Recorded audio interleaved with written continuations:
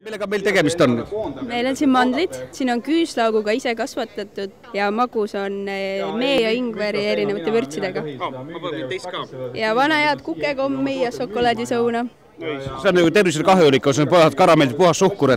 Ei ole, siin ei ole säilitusaineid ega värvaineid ja väga hea on. Ise koha peal teete täita, siin on olemas teil? Siin me teeme mandleid, magusaid mandleid.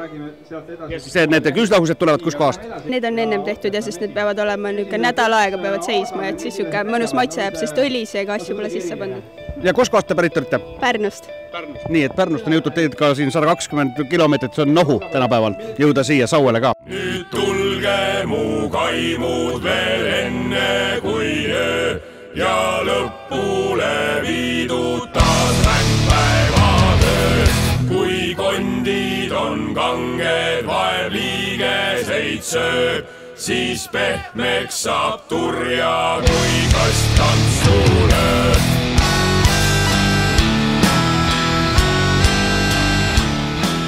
Nii, olen vana Torokse juures ja 10 aasta on seda laata siin olnud. Mitmes aastat teie siin olete? Meie oleme siin laadal 2 aastat, aga muidu tegutseme 5 aastat. 1,5 tundi on praegu laat lahti olnud, et paistab, et letid hakkavad ühe tühemaks minema. Me oleme arvestanud ikka õhtuni välja. Teie põhiroog on need vutid siin, Eesti omad vutid. Ja Eesti Jõgevamaalt pärit vutid ja meie suitsutame. Ja ega see ei ole põhitoodang muidugi. Mis see põhitoodang siis on? Põhitoodang on see, et pakkuda alati midagi uut ja huvitavat. Ja selle praegu nagu nii-öelda müügihitt, mis võiks olla siin lisaks sellele vuttidele, mis siis see uus ja huvitav on, millega sa täna välja tulid? Suitsutatud pardi rinnafilee. Siin. Palun. Saab maitsta ka? Ikka saab, maitsta saab alati. Selles suhtes laadad on väga head, et siin saab ka kõhu täis juba käid ja maitsed asju, sest siin on leiba on võimalik saada, juust on võimalik saada, kurki on. Näe, nagu oleks part.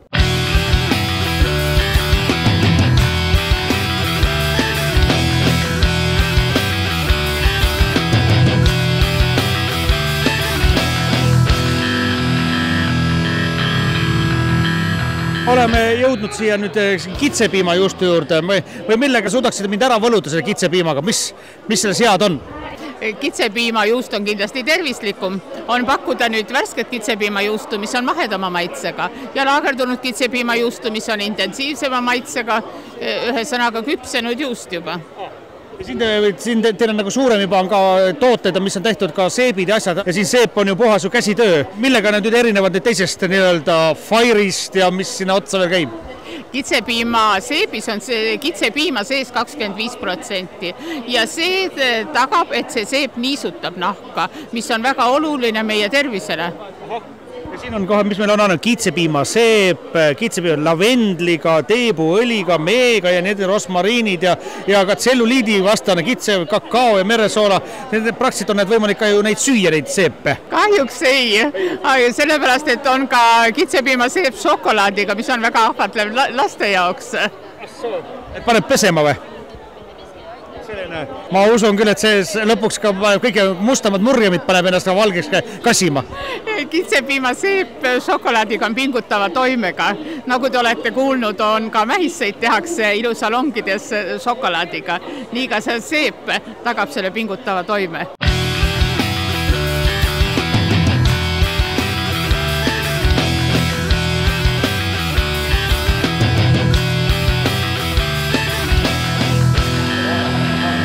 Mis leiba te meile pakute? Proovime kinni. Musta leiba maitseb. Jaa. Magus on leiba. Aga siis on nüüd pekileiba. Pekileiba ka. Kui pekileiba proovime ka. Nii. Kõike peab proovima. Jaa. Me saame ilusti täna kõhu täis siin. Muidugi. Ja siit saab magusad peale. Magusad ka. Magusleib on puuviljatükkidega siin. Mis puuviljaga meil on? Aprikoosid. Eesti aprikoosid. Ananassid. Puha Eesti maavilja. Ma vaatan, te olete väga ilusad ja lahedad pakendid endale leidnud. Kust need ideed tulid või? Müüb see paremini ka või? No müüb ikka, sest pakend on juba ilus ja ostetakse ka kingituseks. Aga miks ka mitte? Kaua selline leib säilib? Tähendab, oleme külmkapis hoidnud, kui ei ole lahti saanud, aga ma usun, et enne süüakse ära, kui ta üldse jõuab seisma jääda. Siin juba praegu tehakse ülevaadet sellest, kuidas teha leivakate materjali lihadest ja asjadest pasteet ja nii. Millega teie soovitate süüa näiteks? Tavaline taluvõi? Või ja piimaga. Ja magusatele sobib väga hästi toorjuust peale ja piimaga väga hea, ei olegi nagu lisandeid vaja.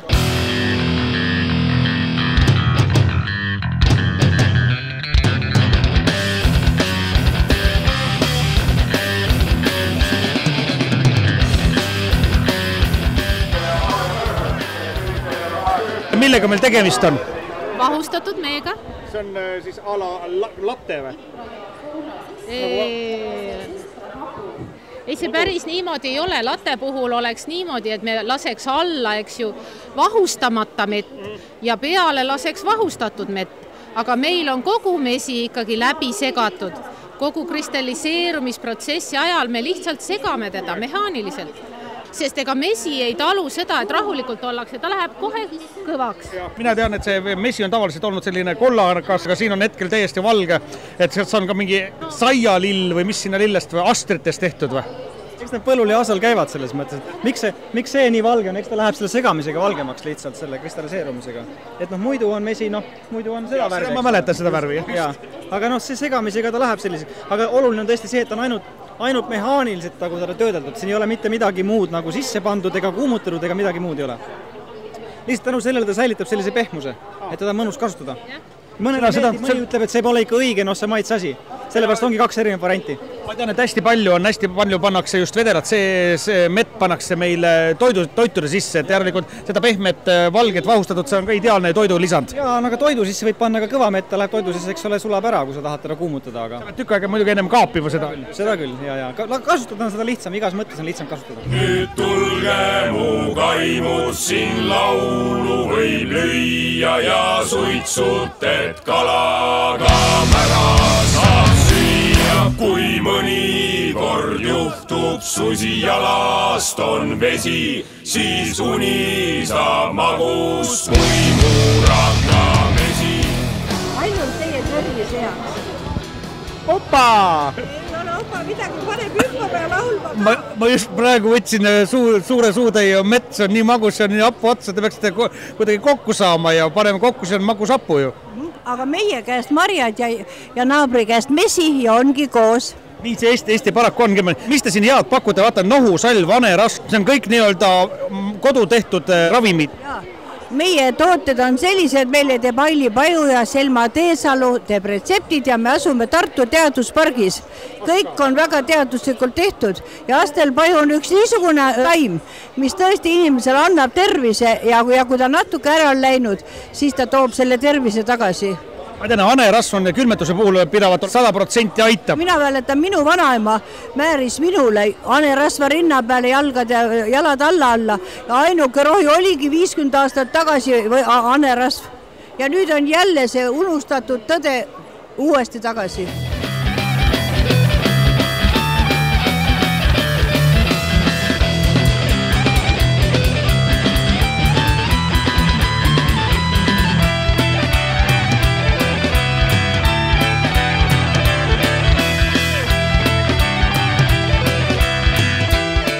Millega teid üllatate mind nüüd? No üllatame väga paljude erinevate maitsetega, siin täna on küll vähe sorte kaasas, aga muidu on üle 20 sordi meil välja pakkuda. Ja sort tähendab seda, et üks marmelad ja sinna on pandud igasuguseid maitse rohelisi? Jaa, no erinevatest marjadest tehtud marmelaade, et need valmivad naturaalsetest püreedest. Tervislik ja käsitööline? Jah, käsitöölna valmivad need. Kus kandist olete üldse? Meie oleme Rapla vallast, Tutikülast. Tutiküla marmelad, see kõlab ju väga efektselt ja aga kas seda on kuskil mujal ka saada, kui ainult mööda laatasid käite ringi? Käime laatadel, aga tegelikult on Tallinnas on väga palju poode, kes edasi müüvad ja on Pärnus, Port Arturis. Ja oma kätega nüüd on kõik valmistatudki praktiliselt? Jah, oma kätega valmistatud. Nüüd tulge mu kaimud, siin mõdu saab juua ja purunend viisu kõik tuleroaks tuua. Siin vaimu saab värskeks, kui osata olla ja päevatöö järgmine kergem võib tulla. koduõlu, kodukali, vaatame, mis seal on. Tere! Kui kange teie koduõlu on? 5,6 või 5 või 6. Ja see tähendab mida? Mahuprotsenti, mis iganes. Kuidas tänapäeval teie õlut teete? See on tegelikult Maltosast tehtud muidugi, aga mis seal vahet on, üks linnas on ta kõik. Aga kaljas, kuidas te saate alkoholi välja? Selle kaljaga üritame sinna mitte sisse saada, aga see on ka tükk tööd. Huuletu tööd, jah? Ei, eriti pühapäeva õhtul on üle raske neid sealt välja saada. Kuidas müük on läinud täna? Vaata rahvast, vaata ilma, mis sa ise arvad, väga hästi. Õnn on sealt üle kõrgemalt poolt on majja saadetud? See õnn on müüja ja ostja poole peal täna. Kodu olla kõige parem.